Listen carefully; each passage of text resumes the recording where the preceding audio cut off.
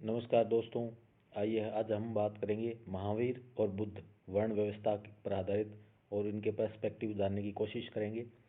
जैन धर्म और बौद्ध धर्म दोनों वैदिक धर्म से कटकर अलग हुए थे और उसकी शाखाएं थे, पर उन्होंने वेदों को प्रमाण नहीं माना। तमाम बातों में सबसे बुनियादी बात यह है कि आदि कारण के बारे में ये वे या तो मौन हैं या उसके अस्तित्व से इनकार करते हैं। दोनों अहिंसा पर बल देते हैं और ब्रह्मचारी भिक्षुओं और पुरोहितों के संग बनाते हैं। उनके नजरिए एक हद तक यथार्थवादी और बुद्धिवादी हैं। जैन धर्म का एक बुनियादी सिद्धांत यह है कि सत्य हमारे दृष्टिकोण की सापेक्षता में होता है। इसमें जीवन और विचार में तपस्या के पहलू पर बल दिया गया है। जैन धर्म के संस्थापक महावीर और बुद्ध समकालीन थे और दोनों क्षत्रिय थे। बुद्ध की मृत्यु ईसा पूर्व 544 में 80 वर्ष की आयु में हुई और तभी बौद्ध संवत शुरू हुआ। इतिहासकारों ने बाद की तारीख यानी ईसा पूर्व 487 दी। यह अजीब संयोग है कि मैं ये पंक्तियां बौद्ध संवत 2488 की पहली तारीख को वैशाखी पूर्णिमा के दिन लिख रहा हूँ। बौद्ध साहित्य में लिखा है कि बुद्ध का जन्म वैशाख मई जून के महीने में इसी पूर्णिमा के दिन हुआ था और इसी तिथि को उन्हें बौद्ध ज्ञान प्राप्त हुआ और अंत में उनका निर्वाण भी इसी तिथि को हुआ था। बुद्ध में लोक प्रचलित धर्म, अंधविश्वास, कर्मकांड और पुरोहित प्रपंच और उनके साथ जुड़े हुए निहित स्वार्थों पर हमला करने का साहस था। उन्होंने आध्यात्मिक, धर्म वैज्ञानिक नजरिए की तथा चमत्कारों, अलौकिक व्यापारों आदि की भी निंदा की। उनका आग्रह तर्क, विवेक और अनुभव पर था। उनका बल नैतिकता पर था। उनकी पद्धति मनोवैज्ञानिक विश्लेषण की थी, ऐसा मनोविज्ञान जिसमें आत्मा के लिए जगह नहीं थी। बुद्ध ने वर्ण व्यवस्था पर सीधा वार नहीं किया, लेकिन अपनी संघ व्यवस्था में उन्होंने इसे कोई स्थान नहीं दिया। यह विचित्र और महत्वपूर्ण बात है कि भारतीय इतिहास के लंबे दौर में पुरोहित प्रपंच और वर्ण व्यवस्था की कठोरता के विरुद्ध बड़े लोगों ने बार बार चेतावनी दी है, फिर भी धीरे धीरे वर्ण व्यवस्था का विकास और विस्तार हुआ है। इसने भारतीय जीवन के हर पहलू को अपने शिकंजे में जकड़ लिया। जात के विरोधियों के बहुत से अनुयायी हुए, पर समय के साथ उनके समुदाय की अपनी एक अलग जात बन गई।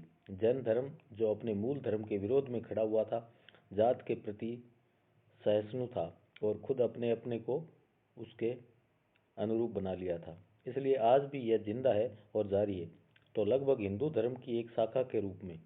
बौद्ध धर्म ने जाति व्यवस्थाओं को स्वीकार नहीं किया। वह अपने विचारों और दृष्टिकोण में ज्यादा स्वतंत्र रहा। अंततः वह भारत से बाहर निकल गया, गो कि भारत और हिंदूवाद पर उसका गहरा प्रभाव पड़ा। अब बात करते हैं बुद्ध की शिक्षा के बारे में। तो बुद्ध का संदेश उन भारतीयों के लिए बहुत नया और मौलिक था जो ब्रह्म ज्ञान की गुत्थियों में डूबे रहते हैं। बुद्ध ने अपने शिष्यों से कहा, सभी देशों में जाओ और इस धर्म का प्रचार करो। इस धर्म में सब जातियां आकर इस तरह मिल जाती हैं जैसे समुद्र में नदियां। उन्होंने सबके लिए करुणा का, प्रेम का संदेश दिया, क्योंकि इस समय संसार में घृणा का अंत घृणा से नहीं होता, घृणा का अंत प्रेम से होता है। अतः मनुष्य को क्रोध पर दया से और बुराई पर भलाई से काबू पाना चाहिए। यह सदाचार, आत्मानुशासन का आदर्श था। बुद्ध में भले ही कोई 1000 आदमियों पर विजय पा ले, युद्ध में भले ही कोई 1000 आदमियों पर विजय पाले, पर जो अपने पर विजय पाता है, सच्चा विजेता वही होता है। मनुष्य की जाति जन्म से नहीं बल्कि केवल कर्म से तय होती है। उन्होंने ये उपदेश न किसी धर्म के समर्थन के आधार पर और न ईश्वर या परलोक पर हवाला देकर दिया। उन्होंने विवेक, तर्क और अनुभव का सहारा लिया और लोगों से कहा कि वे अपने मन के भीतर सत्य की खोज करें। सत्य की जानकारी का अभाव सब दुखों का कारण है। ईश्वर या पर ब्रह्मा का अस्तित्व है या नहीं, उन्होंने नहीं बताया। वे न उसे स्वीकार करते हैं और न इनकार। जहाँ जानकारी संभव नहीं है, वहाँ हमें निर्णय नहीं देना चाहिए। इसलिए हमें अपने आप को उन्हीं चीज़ों तक सीमित रखना चाहिए जिन्हें हम देख सकते हैं और जिनके बारे में हम निश्चित जानकारी हासिल कर सकते हैं। बुद्ध की पद्धति मनोवैज्ञानिक विश्लेषण की पद्धति थी और इस बात की जानकारी हैरत में डालने वाली है कि अधुनातन विद्वानों के बारे में अधुनातन विज्ञानों के बारे में उनकी अंतर्दृष्टि कितनी गहरी थी। जीवन में वेदना और दुख पर बौद्ध धर्म में बहुत बल दिया गया।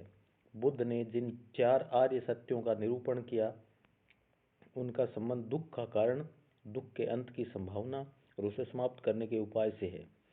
दुख की इस स्थिति के अंत से निर्वाण की प्राप्ति होती है।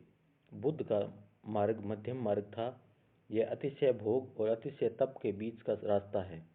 अपने शरीर को कष्ट देने के अनुभव के बाद उन्होंने कहा, जो व्यक्ति अपनी शक्ति खो देता है वह सही रास्ते पर नहीं बढ़ सकता। यह मध्यम मार्ग आर्यों का अष्टांग मार्ग था। सही विश्वास, सही आकांक्षाएं, सही वचन, सही आचरण, जीवन यापन का सही ढंग, सही प्रयास, सही विचार और सही आनंद। बुद्ध ने अपने शिष्यों को वही बातें बताई जो उनके विचार से वे लोग समझ सकते थे और उनके अनुसार आचरण कर सकते थे। कहा जाता है कि एक बार उन्होंने अपने हाथ में कुछ सूखी पत्तियां लेकर अपने प्रिय शिष्य आनंद से पूछा कि उनके हाथ में जो पत्तियां हैं उनके अलावा भी कहीं कोई है या नहीं। आनंद ने उत्तर दिया, पतझड़ की पत्तियां सब तरफ गिर रही हैं और वे इतनी हैं कि उनकी गणना नहीं की जा सकती। तब बुद्ध ने कहा, इसी तरह मैंने तुम्हें मुट्ठी भर सत्य दिया है, किंतु इसके अलावा कई हजार और सत्य ऐसे हैं जिनकी गणना नहीं की जा सकती। बुद्ध कथा। तो बुद्ध की वह संकल्पना जिसे प्यार से भरे अनगिनत हाथों ने पत्थर, संगमरमर और कांसे में ढालकर आकार दिया, भारतीयों के विचारों की समग्र आत्मा की, या कम से कम उसके एक तेजस्वी पक्ष का प्रतीक है। कमल वे फूल पर बैठे हुए शांत और धीर, वासनाओं और लालसाओं से परे, इस संसार के तूफानों और संघर्षों से दूर, वे इतनी दूर पहुंच से इतने परे मालूम होते हैं जैसे उन्हें पाना असंभव हो। लेकिन जब हम उन्हें दोबारा देखते हैं तो उनकी आकृति जीवन शक्ति से भरी जान पड़ती है। युग पर युग बीतते जाते हैं पर बुद्ध हमसे बहुत दूर नहीं मालूम होते। उनकी वाणी हमारे कानों में धीमे स्वर से कहती है कि हमें संघर्ष से भागना नहीं चाहिए, बल्कि शांत दृष्टि से उनका मुकाबला करना चाहिए तथा जीवन में विकास और प्रगति के और बड़े अवसरों को देखना चाहिए। बुद्ध के बारे में सोचते हुए आज भी हम एक जीती जागती थरथराहट पैदा करने वाली अनुभूति से गुजरते हैं। उस राष्ट्र और जाति के पास निश्चय ही समझदारी और आंतरिक शक्ति की गहरी संचित निधि होगी जो ऐसे भव्य आदर्श को जन्म दे सकती है। अब बात करेंगे हम चंद्रगुप्त और चाणक्य मौर्य साम्राज्य की स्थापना। ये हमारा नेक्स्ट वीडियो में होगा। सो बहुत बहुत धन्यवाद।